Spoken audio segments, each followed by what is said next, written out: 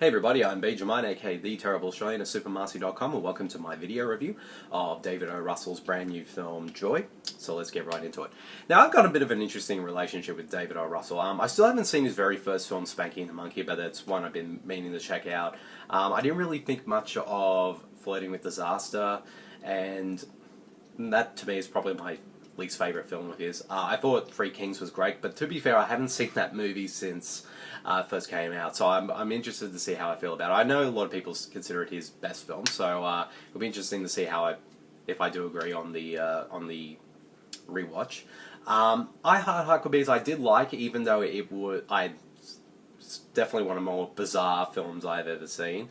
But it's sort of like his more recent kind of work from 2010, like The Fighter, Silver Linings Playbook, and American Hustle, that it kind of made him switch gears a bit. Like, he still has all those qualities that he's best known for, like having dysfunctional characters and quirkiness and sort of melodrama and stuff like that.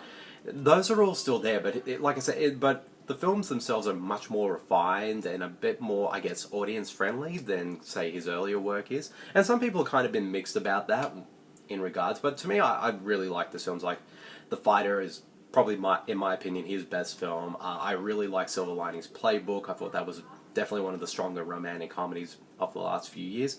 And I didn't think much of American Hustle at first, but I did enjoy it a bit more on the second watch. But at the same time, I didn't think it's not as great as everyone says it is.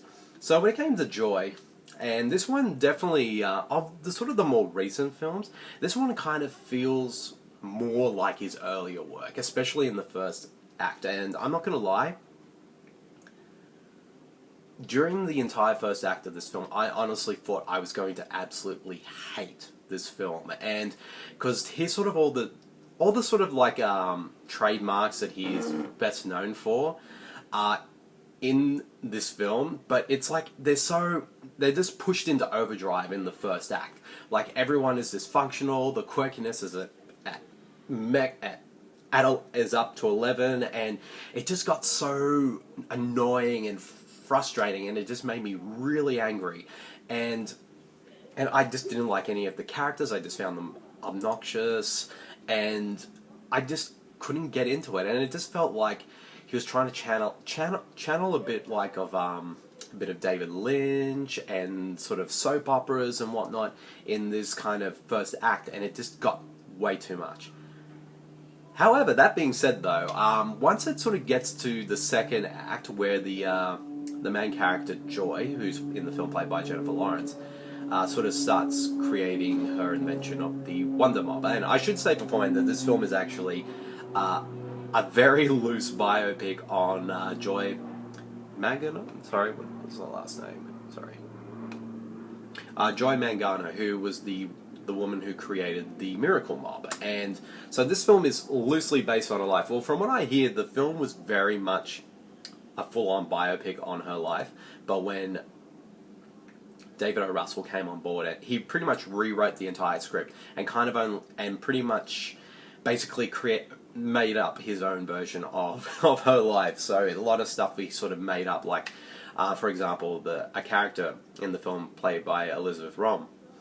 Her character is the sister of Joy, but in real life, Joy did not have a sister, so she was just basically created for the film. And there was also a bunch of other stuff, like characters being changed and all that type of stuff. And like, it's pretty much, that's why they sort of say it's a semi or a loose biopic on Joy Mangano's life. So, but with that out of the way, but once it gets to the second act, that's where it starts to ease down and actually gets more focused, and it kind of feels more in line, of course, with say The Fighter or Silver Linings Playbook, with how it's focused. Like, all that quirkiness is still there, but it's not overdone, and it actually works more on a believable level.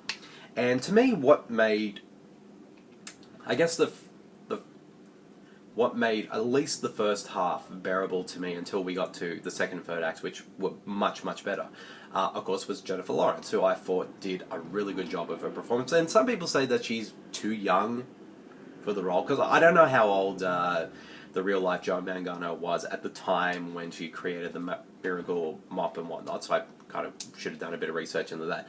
But some say Jennifer Lawrence is a bit too young to play this type of character. But I think, so regardless whether she's too young or not, I still think she did a really good job. And to me, she was kind of like, at least the only thing that still kept me watching during that first half, because she was kind of like, while all this sort of craziness was going on around her, she was the only one who was on point. She had a focused performance, and it's a very subtle performance from her as well. And to me, once it got to the second act and what her character goes through in her personal life with her family and her business and whatnot after when she creates this mob,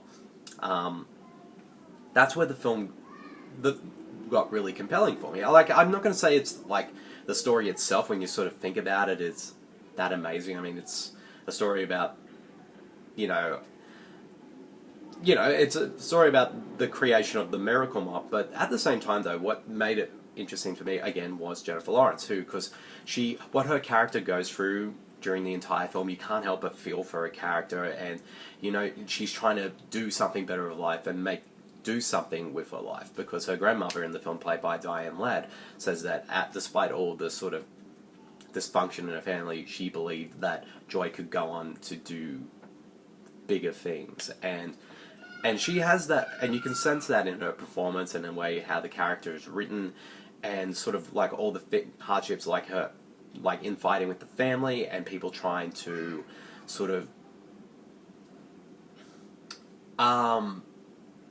sort of try to wreck her business or take advantage of her and whatnot. You really can't help but feel for this character during this film, and Jennifer Lawrence does a really good job with that in conveying that, and also what a lot of people don't give credit for Jennifer Lawrence, though, is like, even though, yes, she's a young actress, but when she's up against sort of veteran actors who have been acting for many, many years, and she knows how, usually, like for any young actor, that could be very daunting, but for Jennifer, she has such a strong willness to her that she's able to stand up to all these actors. Like, that to me is just what a lot of people, she has that inner strength that she doesn't back down, even if, if you're up against Robert De Niro and you'd be terrified, but for Jennifer, she just is not afraid to like go up against him in not just this film, but also Silver Linings Playbook and all that. But that sort of inner strength is what made the character of Joy in this film really compelling to me, and why I just found her story engaging. And of course, like when it gets to the second half, like it's really well, the second and third acts, that's when the film, like I said, gets more focused. It gets really well directed. It's quite funny as well, and the supporting cast, even though yes, there are a lot of quirky performances in it, but they all do pretty well with their roles. And also the soundtrack to this film is fantastic as well, and it's pretty well directed. And despite the very awful first act, which I mean, when I eventually do my top 10 worst films of 2015, I might put just the first act of Joy as an honorable mention, mainly just for how really terrible it was. But luckily, once it gets to the second act, that's where the film takes a complete 180 and actually starts become quite engaging. Well, at least for me, anyway. But I can understand why a lot of people consider this of his recent David O. Russell's recent films his weakest one. So because it definitely is his most flawed, but it's really the second and third act that really saved this film for me. So overall, despite a really sort of poorly done first act, but once you get past that, it's still a really good film. Definitely not one of David O. Russell's best of his recent work, but I still found it pretty good nonetheless. To me, it was just Jennifer Lawrence who made the film for me, because she's great. She's really great in this film, and definitely, I think she deserved her Oscar nomination for this one. She definitely did a really good job in this film. So yeah, if I had to give Joy a rating, I give it a solid 3.5. So yep, that's the end of my video review of Joy. I hope you guys all enjoyed it, and I'll see you all later. See you everyone. Bye.